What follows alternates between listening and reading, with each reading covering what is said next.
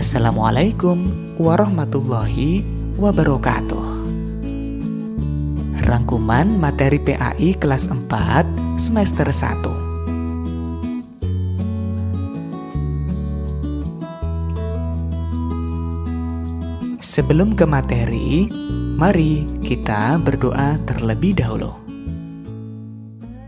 Doa sebelum belajar.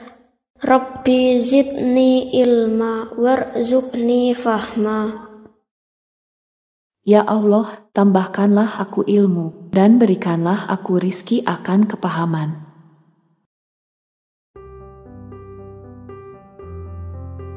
Ada 5 materi yang akan kita pelajari di kelas 4 semester 1. Yang pertama, mari mengaji dan mengkaji Quran Surat Al-Hujurat ayat 13 dan hadis tentang keragaman. Yang kedua, teladan mulia Asmaul Husna. Ketiga, indahnya saling menghargai dalam keragaman. Keempat, menyambut usia balik atau dewasa. Dan kisah hijrah Nabi Muhammad SAW.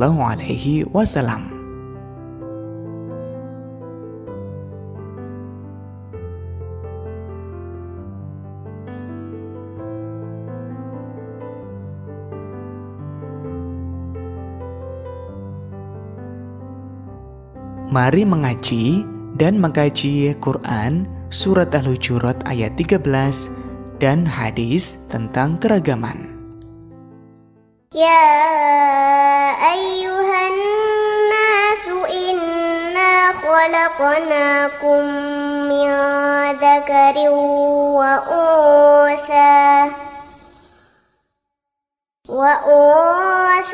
وجعلناكم شعوبا وقبائل لتعارفوا إن أكرمكم عند الله أتقاكم إن الله عليم خبير. Wahai manusia, sungguh kami telah menciptakan kamu dari seorang laki-laki dan seorang perempuan. Kemudian kami jadikan kamu berbangsa-bangsa dan bersuku-suku, agar kamu saling mengenal.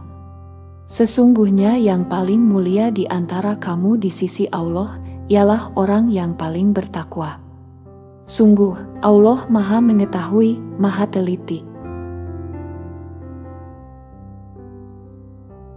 Manusia tercipta dengan aneka ragam.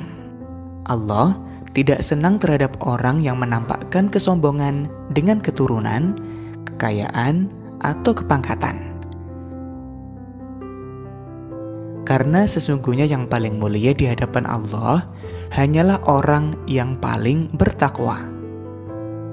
Di tengah keragaman, manusia diminta untuk saling menghormati atau toleransi, berlapang dada, dan bertenggang rasa. Perbedaan bangsa, suku, dan warna kulit bukan penentu kemuliaan, hanya takwa yang menentukan nilai seseorang. Hal ini ditegaskan oleh Rasulullah dalam sabdanya, "Wahai sekalian manusia, Rob kalian satu, dan ayah kalian satu." Maksudnya Nabi Adam. Ingatlah, tidak ada kelebihan bagi orang Arab atas orang Ajam atau non-Arab, dan bagi orang Ajam atas orang Arab. Tidak ada kelebihan bagi orang berkulit merah atas orang berkulit hitam, bagi orang berkulit hitam atas orang berkulit merah, kecuali dengan ketakwaan. Hadis riwayat Ahmad.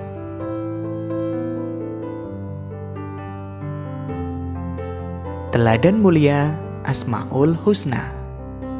Asmaul Husna artinya nama-nama yang baik. Yang kita pelajari adalah Al-Malik, artinya Maha Raja. Allah adalah penguasa atas semua makhluknya.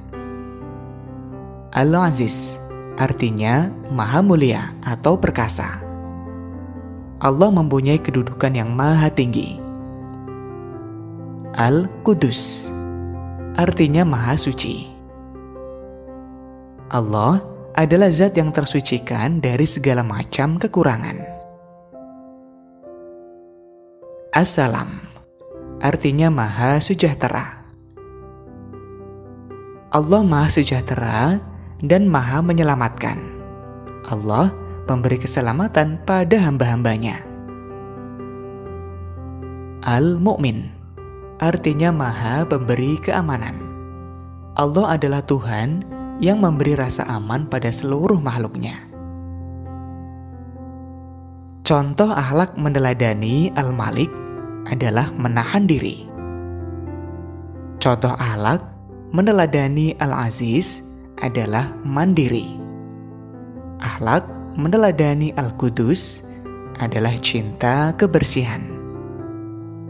Akhlak meneladani As-Salam adalah menjaga lisan atau ucapan kita. Dan akhlak untuk meneladani Al-Mu'min adalah hidup tertib.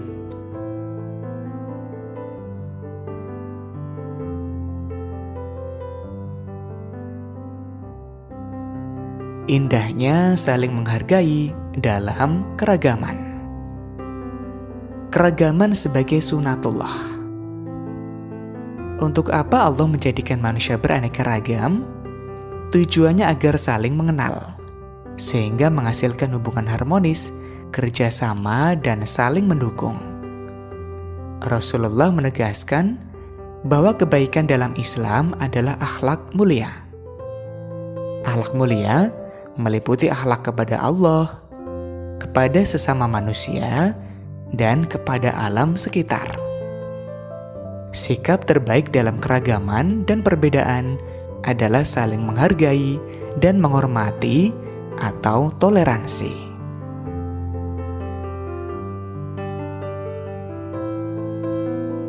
Menyambut usia balik atau dewasa. Tanda-tanda balik menurut ilmu fikih. Yang pertama, mimpi basah. Haid atau menstruasi bagi perempuan sudah berumur 15 tahun. Anak yang mengalami mimpi basah dan haid artinya sedang berhadas besar. Untuk bersuci dari hadas besar, ia wajib mandi besar atau mandi wajib terlebih dahulu. Larangan bagi yang berhadas besar adalah sholat, sujud tilawah dan sujud syukur, membaca, menyentuh, atau membawa Al-Quran, tawaf, dan berdiam di masjid.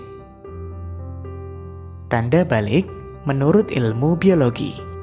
Bagi anak laki-laki, adanya perubahan fisik, seperti wajah yang ditumbuhi kumis, jenggot atau jambang, tumbuh rambut pada area-area tertentu, badan kelihatan lebih kekar dan berotot, tumbuh cakun, dan suaranya terdengar lebih berat. Pertumbuhan badan cepat besar. Adanya perkembangan mental, seperti bersikap cuek, tenang, dan lebih rasional.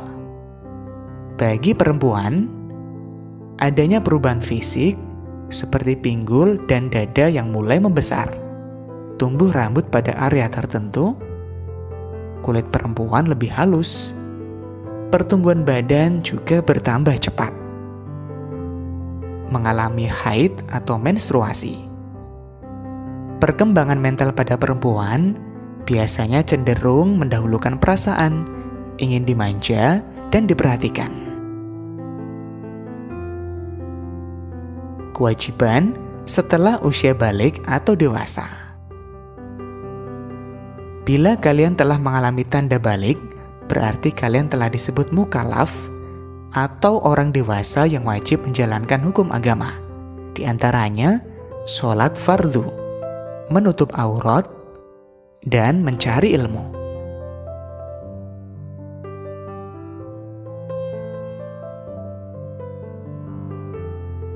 Kisah hijrah Nabi Muhammad SAW. Hijrah adalah perpindahan Nabi Muhammad bersama sebagian pengikutnya dari Makkah ke Madinah untuk menyelamatkan diri dari tekanan kaum kafir Quraisy Makkah. Adapun sebab-sebab hijrah, yang pertama, dakwah Rasulullah di Makkah kurang berkembang karena penolakan orang kafir Quraisy. Adanya peristiwa Bai'at Aqobah serta permintaan penduduk Madinah agar Nabi Muhammad tinggal bersama mereka dan membantu untuk berdakwah. Dan perintah Allah untuk berhijrah sudah turun kepada Nabi Muhammad. Adapun kisah perjalanan hijrah Nabi Muhammad ke Madinah diawali dengan peristiwa ketika Ali bin Abi Thalib menempati tempat tidur Nabi Muhammad. Kaum musyrik kala itu memutuskan untuk mencelakai Nabi Muhammad.